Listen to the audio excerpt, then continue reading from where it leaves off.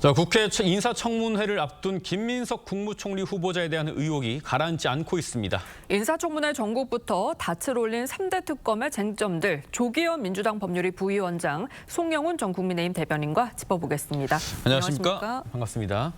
네, 본격적인 대담에 앞서서 조금 전 있었던 속보 소식 먼저 짚어드리겠습니다. 이재명 대통령이 안보실 1차장에 이 김현종 전 국방개혁 비서관 그리고 이뭉순 2차장, 오현주 3차장을 임명을 하고 AI 수석에는 하정우 네이버 클라우드 센터장을 임명을 했습니다. 조기현 변호사님, 이 인사는 좀 어디에 방점을 찍은 걸로 봐야 됩니까? 이재명 정부가 강조해 온 실용 외교, 국익 중심의 실용 외교를 뒷받침할 참모 인선으로 보여집니다.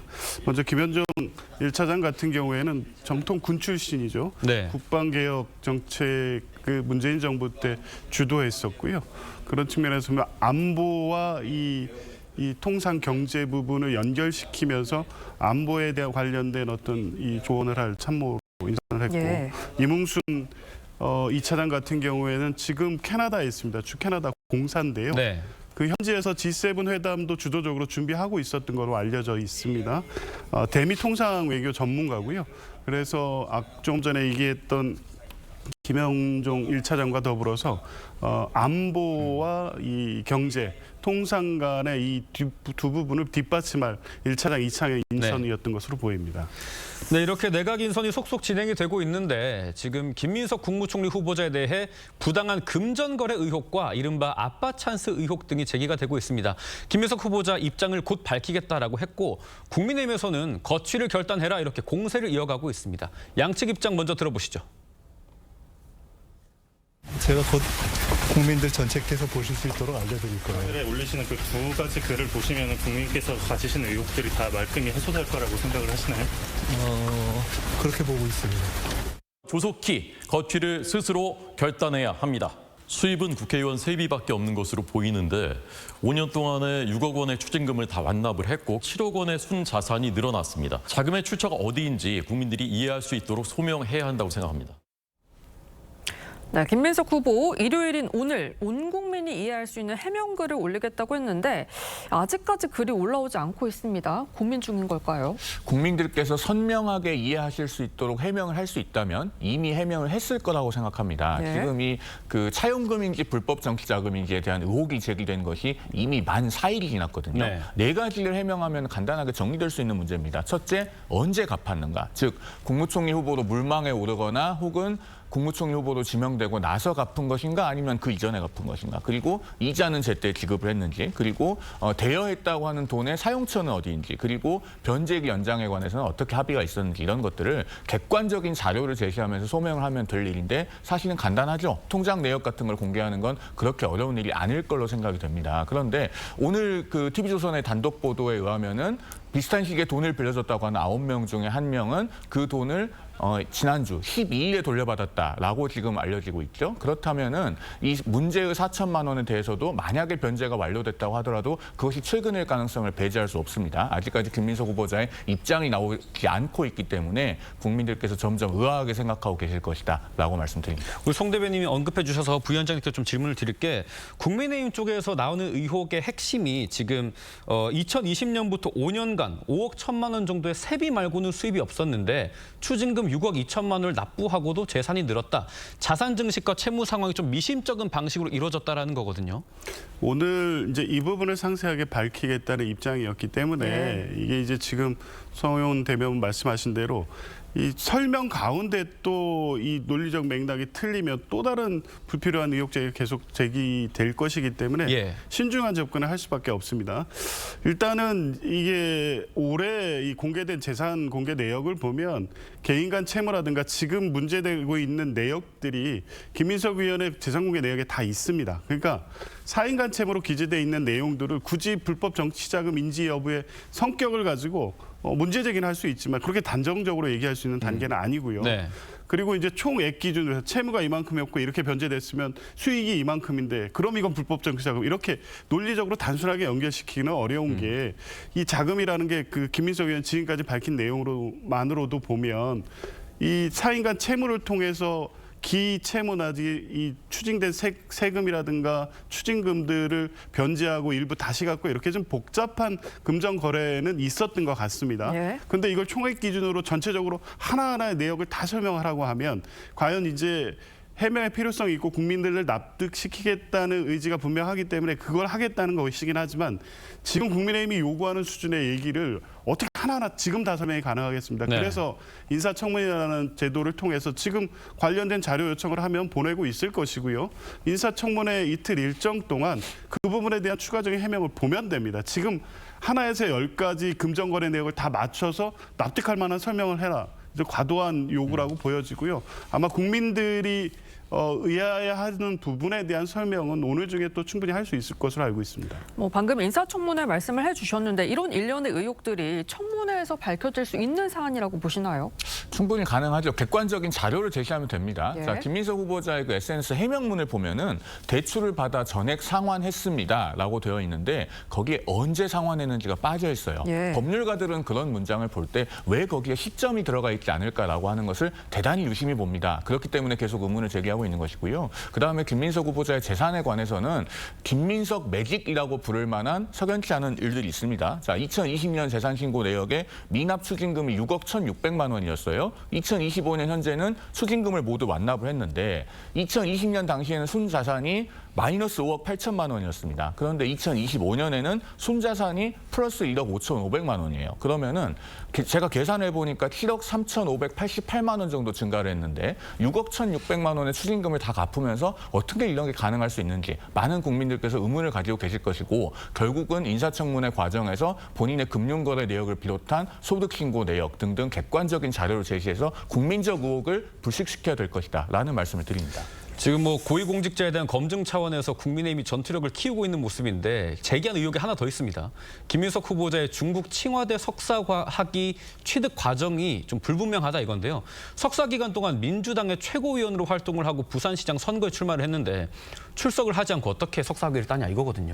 바로 그 부분입니다. 그 김민석 후보자는 중국 칭화대 법학석사 학위를 2010년 7월 15일에 받은 것으로 되어 있어요. 네. 그리고 과거 선거 출마할 때 보면은 그 수학 기간이 2009년 9월부터 2010년 7월까지라고 밝힌 바 있습니다. 그런데 칭화대는 이 1년 코스의 법학석사 학위를 중국 본교에서 수학을 해야지만 주는 것으로 알려져 있습니다. 네. 그런데 2010년 3월에는 김민석 후보자가 부산시장 선거 출마 선언을 했고 실제로 또 예비후보 등록을 해서 선거운동을 하다가 5월에 경선에 패배를 합니다. 그리고 경선을 패배한다고 정치활동을 접은 것이 아니라 당시에 전국적인 그 동시지방선거 지원 유세도 해요. 이렇게 한국에 분명히 있었습니다. 그리고 민주당 최고위원 신분이었고 2010년 8월에는 정치자금법 유죄 확정 판결도 대법원에서 받아요. 그러면 어떻게 이 기간에 중국 칭화대에서 정상적으로 수학을 할 수 있었겠는가? 이것에 대한 의문이 제기되고 있는 것이고 여기에 대해서도 의혹이 제기된 후에 김민석 후보자의 SNS 글이 올라왔는데 이 내용은 없습니다. 반드시 응답을 해야 될 것이라고 생각합니다.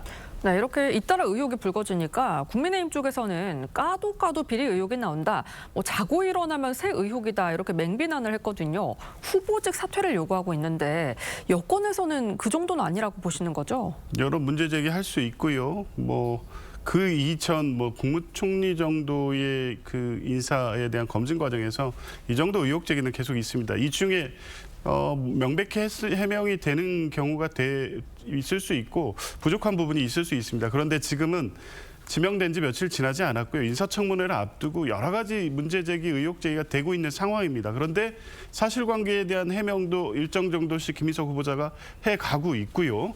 그 문제 제기는 이것도 의혹 저것도 의혹 이 정도를 넘어서서 구체적 사실관계를 통해서 문제 제기를 했다며 예를 들면 이 칭화대 석사학위 같은 것을 예를 든자면 지금 이제 정황적으로 지금 송영훈 대변인 내지 국민의힘에서 문제 제기하는 내용이 어느 정도 설득력 있는 문제 제기일 수 있습니다. 그러면 이 석사학위가 전혀 불가능했음에도 불구하고 다른 어떤 이유에 의해서 대기됐다는 정도까지 나갔다면 예. 그러면 이제 이 자격이 없다라고 얘기할 수 있고 또 이 사인과 채무 관련해서도 이게 다른 것으로 어떤 해명도 안 되고 명백히 불법 정치자금이란 정도까지 입증이 됐다고 하면 그러면 이제 사퇴를 요구할 수 있겠지만 아직 인사청문회를 앞둔 상태에서 여러 가지 의혹들이 제기되고 있고 그에 대해서 해명을 해 나가고 있는 과정 아닙니까? 더 지켜보시고 도저히 국무총리로서의 자격이 안 된다 싶으면 그때 사퇴 요구를 하거나 아니면 국회에서 부결 처리를 하면 되는 것이지 이제 제기되는 여러 가지 의혹들이 있다고 해서 지금 국무총리로서의 직을 수행할 수 없을 정도냐, 지금 단언할 수 있는 단계는 아니라고 봅니다. 예. 관련해서 이제 국민의힘 배준영 의원이 흥미로운 글을 올렸더라고요. 이 김민석 후보자에 대한 인사청문회를 이틀에서 연장을 해야 된다. 그러면서 이 김현 민주당 간사가 이진숙 방통위원장에 대한 청문회를 현장 검증까지 포함해서 나흘로 늘렸기 때문에 이건 민주당에서도 충분히 받아들일 수 있을 것이다라고 했는데 뭐 관련해서 채권자들을 불러야 된다, 참고인을 불러야 될 게 많다라고 하는데 변호사님 의견 좀 어떠십니까? 정확하게 말하면 이제 채권자라고 일컬어지는 사람들이라고 해야 되겠죠. 네. 채권자인지 아닌지도 사실은 지금 확인이 됐다고 보기가 어렵습니다. 네. 이 9명이 동시다발적으로 1억 4천만 원을 빌려줬는데 과연 그분들이 정말로 빌려준 것인지 아니면은 이것이 정치자금의 성격이고 위법한 것인지를 가려야 됩니다. 그러면은 그 9명은 전원 다 불러야 될 것이고 특히 여기서 핵심 인물이 강모 씨죠. 우리가 강모 씨라고 표현하고 있습니다만은 사실 이분은 김민석 후보자가 2014년에 이른바 원외민주당 당시에 민주당이 새정치민주연합으로 당명을 바꾸면서 민주당 당명이 주인이 없어지니까 김민석 후보자가 국회의원이 없는 민주당을 만들어서 거기서 활동을 합니다. 네. 그 원외민주당의 대표를 지낸 분입니다. 그렇기 때문에 이 의혹이 쉽게 가시지 않고 있는 것이고 그 핵심 인물인 강모 씨를 포함한 관련자들을 광범위하게 불러서 각각 분리해서 증인으로 물어볼 필요가 있다라는 네. 말씀을 드립니다. 네, 지금부터는 여야 상황 짚어보겠습니다. 민주당 김병기 원내대표는 오늘 기자간담회를 열고 법사위 운영에 대한 입장을 밝혔는데요. 들어보겠습니다. 법사위 상임위원회 운영 규칙상 2년마다 교체하기로 돼 있는 규정을 준수하겠습니다. 법사위가 여당에 있다고 해서 소통이 안 되는 건 아니라고 생각을 합니다. 소통이라는 것은 서로가 얼마나 신뢰하고 대화를 통해 가지고 형성되는 것이지 그것이 법사위가 어디 있느냐와는 별로 관계가 없다고 생각을 합니다. 김병기 원내대표가 저렇게 말을 했지만 많이 알려진 걸로는 국민의 정부 이후에 법사위원장은 야당이 맡는 게 관례 아니었냐 이런 얘기도 좀 있거든요. 야당이 맡는 사례가 많긴 했지만 관례는 아니었고요. 그게 국회 내부 규정에 의한 것도 아니었습니다. 어쨌든 이게 여야 협상의 문제였고요. 통상 그 야당의 어떤 정부 견제 기능 차원에서 법사위는 야당이 해야 된다는 주장은 어느 당이든 해왔죠. 네. 협의 과정을 통해서 다 정리돼 왔습니다. 그런데 이번 같은 경우에는 김병기 원내대표가 얘기하는 것처럼 아직 1년밖에 지나지 않은 상태에서 정권이 바뀌었다고 해서 법사위원장을 내놓으라고 할 일은 아닌 거고요. 그리고 법사위가 이제 계속 이 문제가 나올 때마다 문제 제기되고 있는 것이 결국 체계작구 심사의 기능을 가지고 사실상 입법의 게이트키퍼 기능을 하면서 국회가 제대로 작동을 하지 못하도록 하는 역할을 하는 쪽으로 작동하는 것은 막아야 된다. 네. 그렇게 운영돼서는 안 되는 거 아니겠습니까? 이건 견제라는 미명하에 사실상 윤석열 전 대통령이 계속 행사했던 거부권 행사와 다를 바가 없습니다. 국민의힘이 법사위를 요구하는 것은 합리적이고 적정한 견제 장치의 수단이 필요하다는 정도를 넘어서 사실상 민주당이나 이재명 정부가 주도해 나가는 개혁 입법을 법사위 단계에서 전부 차단하겠다는 의지가 분명해 보이는데 이 상임위 운영 규정에서 그렇고 과거 관행상도 무조건 야당한테 줘야 된다는 관행이 존재한 것도 아닌 이상 무조건 법사위를 야당에 넘기라는 요구는 수용하기 어렵다는 겁니다. 뭐 법사위원장을 여당에서 맡는다고 해서 소통이 안 되는 건 아니라는 김병기 원내대표의 말 받아들이기 좀 어려우실 것 같습니다. 그 소통이라는 것이 어떤 건지를 짚어봐야죠. 지금 국회 내에서 완전히 견제와 균형이 무너진 상태고 그렇기 때문에 여당의 일방적인 독주가 대단히 우려됩니다. 그리고 법사위원장은 바로 그런 점을 방지하기 위해서 1997년에 김대중 대통령 당선 이후에 국민의 정부부터 2020년까지는 국회의장과 법사위원장을 서로 다른 당이 맡는 것이 일종의 헌정 관행처럼 정착되어 왔었던 겁니다. 자, 그런데 2020년에 민주당이 180석을 가져가면서 이 관례가 깨졌던 거예요. 그렇기 때문에 이제라도 그런 관례를 복원함으로써 국회에 최소한의 견제와 균형이 도모될 수 있도록 해야 된다라는 말씀을 드리고요. 덧붙이자면 지금 민주당은 국회 내에서 힘이 압도적입니다.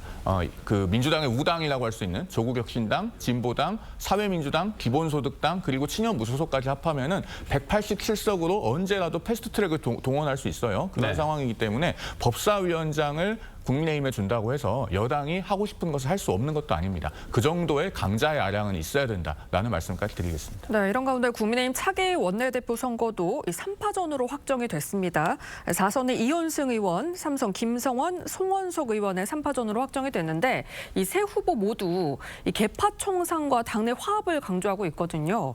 지금 이런 혼란스러운 당 상황을 수습할 어떤 능력이 있는지 이게 표심의 관건이 됐다고 보실까요? 지금 현 시점에 국민의힘의 원내대표는요. 선출되는 순간부터 적어도 석 달가량은 당의 얼굴이 됩니다. 네. 당의 간판이 되기 때문에 국민들께서 국민의힘이 과연 반성하고 사과하고 변화하고 쇄신하려고 하는지를 이 원내대표 선거를 통해서 가늠을 하시게 될 겁니다. 새 인물이 뚜렷하게 차이점이 있죠. 일단 김성원 후보 같은 경우는 12월 3일 비상계엄 당일에 해제 표결에 참여했습니다. 그리고 1월 6일 한남동 관저 앞에는 안 간 분입니다. 그리고 반면에 이현승 후보 같은 경우는 5월 10일에 있었던 그 후보 교체 시도에 반드시 필요했던 전국위원회 소집 공고를 전국위원회 의장으로서 하셨던 분이죠. 네. 그리고 송원석 후보 같은 경우는 12월 3일 비상계엄 당일에 국회 안에는 들어갔지만 예결위 회의장에 계셨고 본회의장에 안 들어갔었던 분입니다. 네. 이렇게 뚜렷한 차별점이 있기 때문에 결국은 어느 분이 당선되는지를 보고 당원과 또 국민들이 당의 변화에 대한 방향타로 가늠하시게 될 것이기 때문에 내일 결과가 대단히 중요하다라는 말씀 드립니다. 네, 지금까지 정치권 쟁점 짚어봤습니다. 두 분 말씀은 여기까지 듣겠습니다. 감사합니다.